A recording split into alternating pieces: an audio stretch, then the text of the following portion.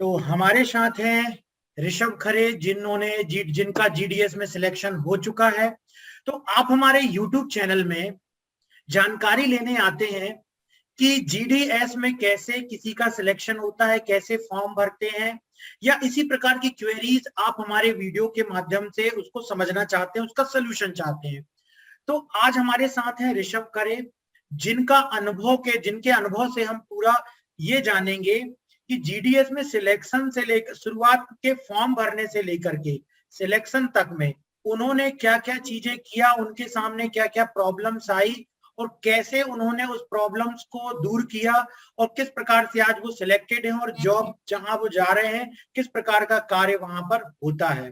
तो आज के इस वीडियो को लास्ट तक देखिएगा। यदि ये वीडियो आपके किसी फ्रेंड के काम की है तो उसे शेयर जरूर कर दें। तो ऋषभ खरे जी, आपका स्वागत है तोमर इंस्टीट्यूट ऑफ कंप्यूटर के यूट्यूब चैनल में। तो हम ये जानना चाहते हैं कि धन्यवाद सर।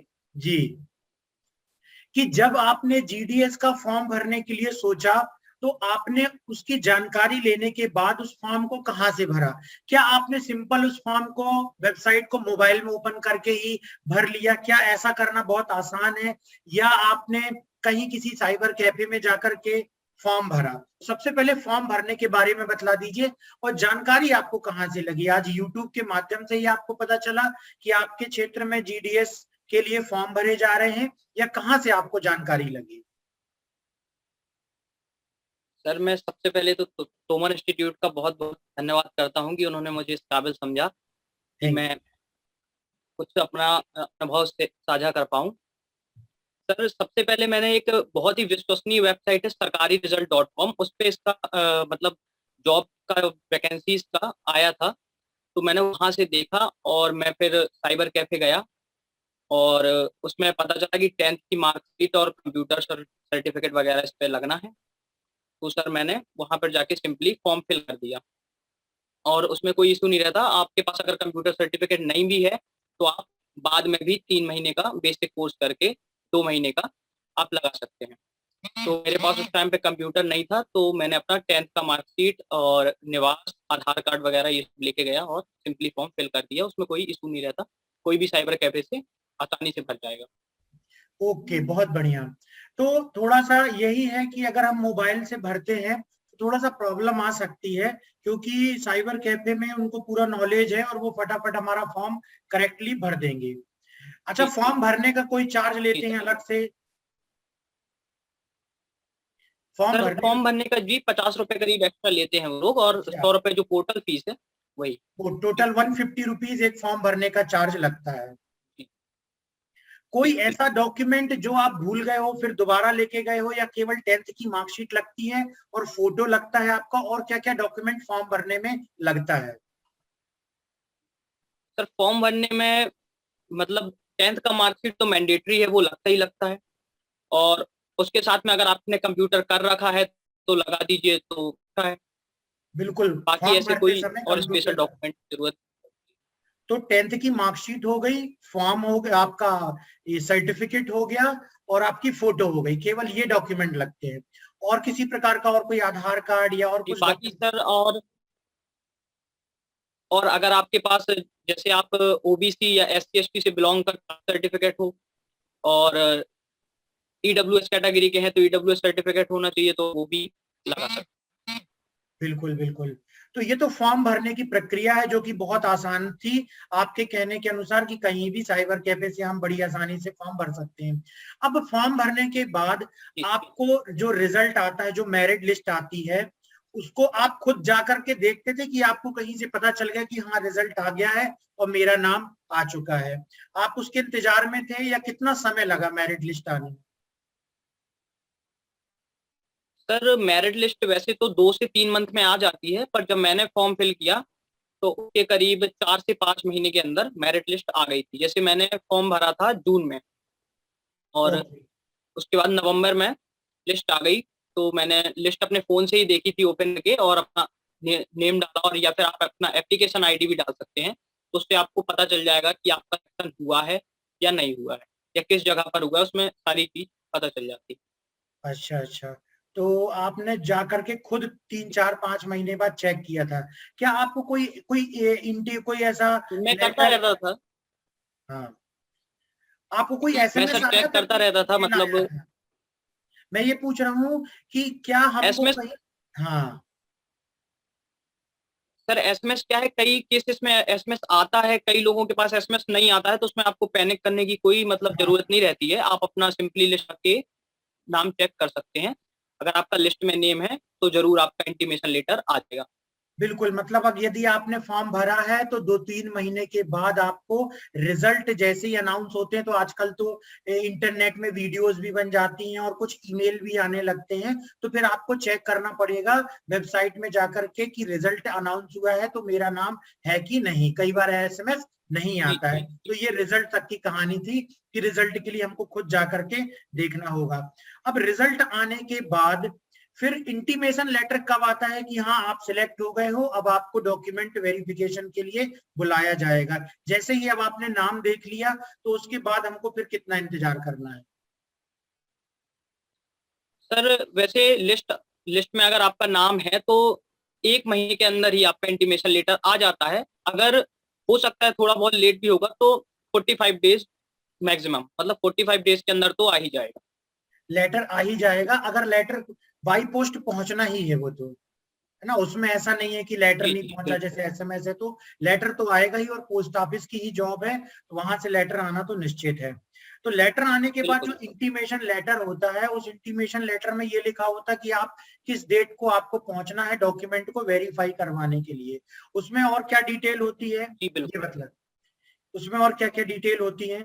उसमें सर, जी उसमें आपका नाम, आपका किस पोस्ट पर चयन हुआ है और कहाँ पर हुआ है, ये सब डिटेल्स रहती है। और साथ में ही जिस कार्यालय के द्वारा ये लेटर भेजा जाता है, अगर आपका बीपीएम में सिलेक्शन हुआ है तो आपको उसी कार्यालय में अपने डॉक्यूमेंट्स के साथ उपस्थित होना होता है। और उसमें डेट लिखी रहती है, उस डेट के पहले आप जा सकते हैं लेकिन उसके बाद में नहीं जाना है। अच्छा, जैसे मान लीजिए कोई लेट हो गया या किसी को लेटर नहीं मिला, तो वहां पर क्या बाद बाद का मतलब क्या कि अब उनका सिलेक्शन नहीं हो पाएगा क्या, अगर लेट हो गए जो? नहीं, ऐसा नहीं है सर। हाँ हाँ। मतलब कि उनका सिलेक्शन नहीं हो पाएगा, लेकिन कोशिश यही रहनी चाहिए कि जो डेट दी है उसके आप पहले ही पहुंच जाएं, एक आध दिन। अच्छा। हाँ और हाँ। अगर इन केस की पोस्ट के द्वारा लेटर लेट हो गया, जैसे मेरे साथ ही हुआ था कि मेरा लेटर एक दिन बाद आया था, हम्म। तो इस केस में वो लोग मान जाते हैं, मतलब कोई दिक्कत नहीं करते कि आप। हाँ, बाद में हो, लेकिन सही प्रोसीजर ये है कि हम समय से पहुंचे, लेकिन नहीं भी पहुंच जी पाते हैं तो कोई दिक्कत नहीं होगी। मेन चीज तो ये हुई है ना। अब वहां पर जब जी सर। हम पहुंचते हैं, जब वहां पर हम पहुंचे, तो वहां पर डॉक्यूमेंट वेरिफिकेशन के समय में हमारे पास सारे ओरिजिनल होने चाहिए जो भी हमारे पास डॉक्यूमेंट है। तो वो कितना जी समय जी लगता है डॉक्यूमेंट बिल्कुल। वेरिफिकेशन में,